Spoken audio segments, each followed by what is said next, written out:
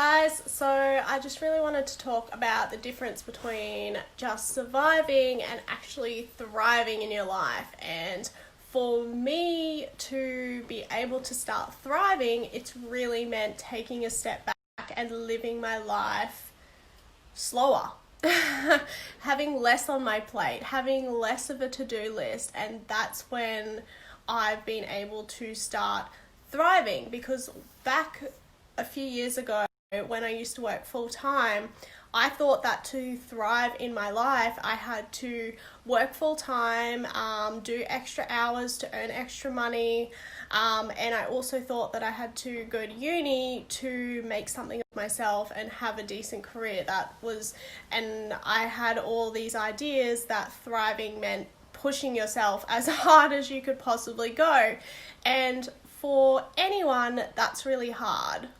And of course, obviously, there's nothing wrong with working full time and there's nothing wrong with going to uni. I'm not saying that there is, but it was more just the hustle and the intent behind it, and feeling like I needed to constantly be hustling and hustling and hustling. And it was way too much. It's too much for most people, and for me it was just way too much. I was so tired, and the more that I pushed myself, the sicker that I actually became. And that's what I thought that thriving was, but in reality I was just surviving to kind of pay my bills each week, try and have a little bit of savings and all that sort of stuff. I wasn't thriving. I was making myself really sick.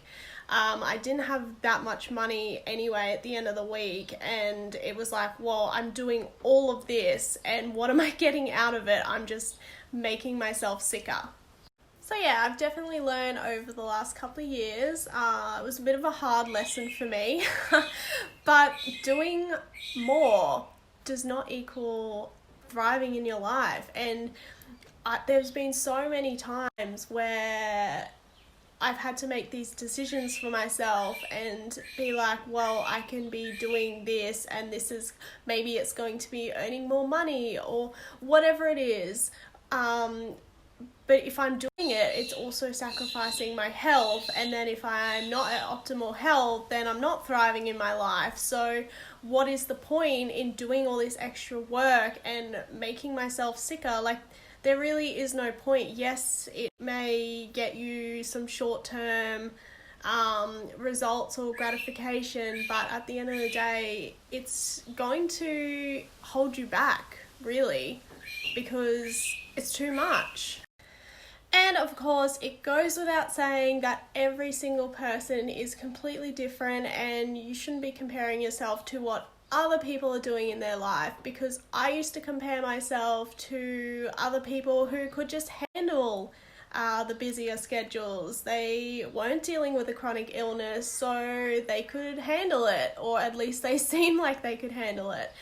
So don't compare yourself to other people. Do what feels good to you and what you genuinely can achieve. Because sometimes I look at myself and I'm wow, Chloe, you're 27 and people your age are doing way more than you.